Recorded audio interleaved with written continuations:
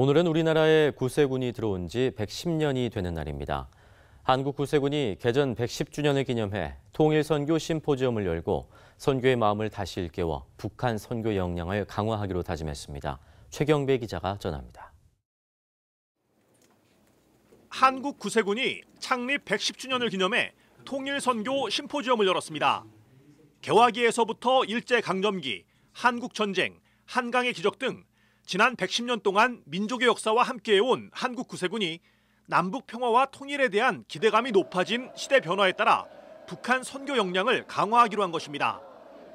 김필수 한국 구세군 사령관은 북한의 문이 열릴 경우 한국 구세군뿐만 아니라 전 세계 구세군이 북한 선교에 역량을 집중할 것이라면서 북한 선교의 방향과 과제를 모색하기 위해 이번 심포지엄을 마련했다고 밝혔습니다. 김필수 사령관은 특히 지난 여름 방한했던 국제구세군 안드레 콕스 전 대장이 대북 협력 사업에 큰 관심을 보였던 점을 언급하면서 한국 구세군은 아동과 노인 그리고 의료 분야 지원을 체계적으로 감당해 나갈 계획이라고 강조했습니다. 특별히 북녘 땅에 있는 어린아이들을 어떻게 돌볼 것인지, 그리고 여러 가지 의료 시설이 열악한 환경에 처한 사람들을 어떻게 도울 것인가, 그리고 노년이 된 노인들의 섬김을 어떻게 할 것인가.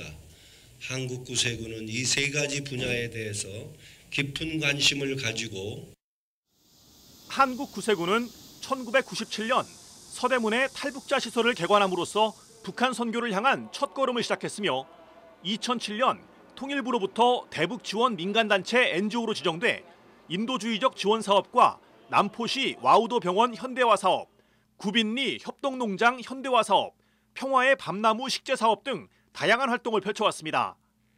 구세군 통일선교 운영위원 윤인재 사관은 1990년대 이후 한국 구세군이 펼쳤던 북한 선교 활동을 소개하면서 정치적, 시대적 상황에 따라 가능한 방식으로 이어온 일들이 선교이자 통일의 사역임을 확신한다고 말했습니다. 이것이 선교이자 통일의 한국을 이끄시는 보이지 않는 그러나 분명히 실제하고 계시는 통일의 활동이며 선교적 사명의 활동으로 믿는다. 다만 이것이 우리 안에 어느 것이나 어떤 요인으로 인해 누락되거나 단절되지 말아야 하며 시대적 요구와 하나님의 선교적 부르심에 역행하지 않아야 한다. 한편 한국 구세군은 교단 내 조직인 북한선교위원회를 남북교류협력부로 변경하기로 했습니다. 북한과의 정치적 대화가 순조롭게 진행돼 대북 제재가 풀릴 경우 국제구세군과 협력해 대북 협력 사업에 박차를 가하기 위한 준비에 들어간 것으로 풀이됩니다.